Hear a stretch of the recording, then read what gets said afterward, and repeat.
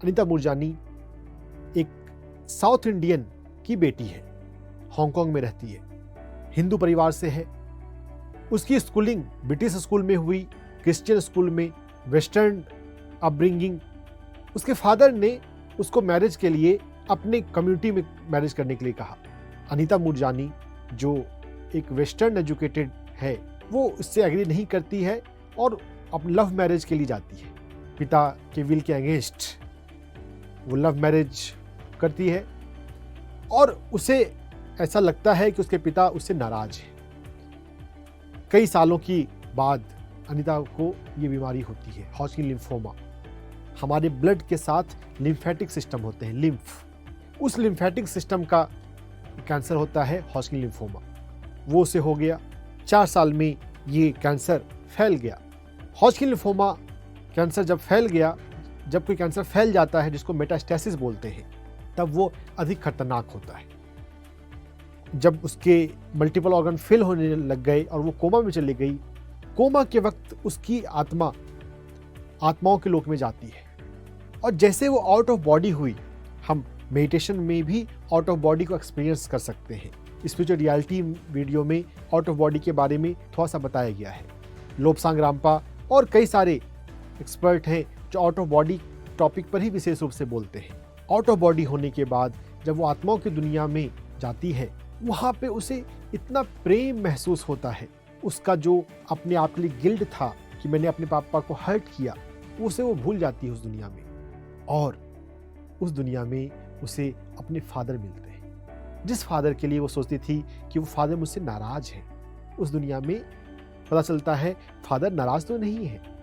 ज्यों ही उसे इस बात का बोध होता है कि मेरे फादर मुझसे गुस्सा नहीं है, उसका गिल्ट डिसॉल्व हो जाता है। जो गिल्ट वो कई सालों से पाली हुई थी भीतर कि मैंने अपने पापा के विल के अगेंस्ट जाकर मैरिज करी, एक तो गिल्ट डिसॉल्व हुआ। दूसरा, दिव्य दुनिया, उच्च लोगों का जो ये दिव्य प्रेम है, वो अनुभूति जब उसे हो रही थी, उसे ऐसा लगा कि जो बॉडी वो छोड़ कर आई है, जो अभी आईसीयू में पड़ा है, वो तो अपने आप हील हो सकता है। अनीता मूरजानी को यह प्रेरणा मिलती है डिवाइन से कि तुम वापस जाओ, तुम्हें दूसरा सेकंड चांस मिल रहा है। अपनी लाइफ को बिना गिल्ट के और प्रेम के साथ जियो। डिवाइन अनकंडीशनल प्रेम करता है हम सभी को। अनीता मूरजानी वापस आती है और उसके जो किडनी और लीवर फेल हो रहे थे, वो वापस से काम करने लग जाते हैं। वो 4 दिन में हॉस्पिटल से डिस्चार्ज हो जाती है। कोई कोमा का व्यक्ति रिकवर कर जाए, 4 दिन में डिस्चार्ज हो जाए, एक आश्चर्य की बात है। और 4 हफ्ते में तो उसके शरीर में जो कैंसर की गांठें थीं, नींबू के आकार जितने बड़े बड़े गांठें हो गई थी उसको, लिम्फोमा, वो सारे पिघलने लग जाते हैं। जैसे बर्फ का टुकड़ा गर्मी में पिघलता है, वैसे उसकी गांठें गायब होने लग गई। मेडिकल दुनिया के लिए एक आश्चर्य है और ऐसे केसेस को जनरली स्टडी नहीं किया जाता।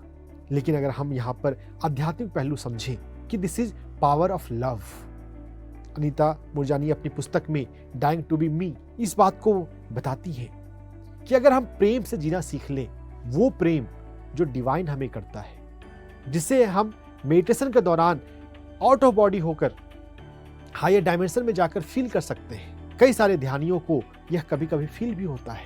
हमारे 5 शरीर हैं उपनिषद के अनुसार, अन्नमय, प्राणमय, मनोमय, विज्ञानमय, आनंदमय।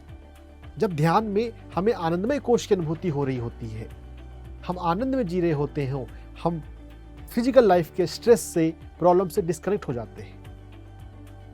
हमने कितने अच्छे से आनंद का और दिव्य प्रेम का अनुभव किया है, उतना हमारे फिजिकल स्ट्रेस, गिल्ट, फियर वो छोटे पड़ जाते हैं।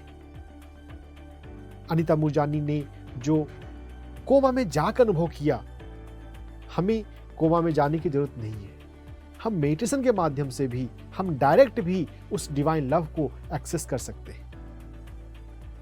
जरूरत है तो समझने की, अपने जीवन में गिल्ट नहीं रखने की। PMC हिंदी बदले जीवन।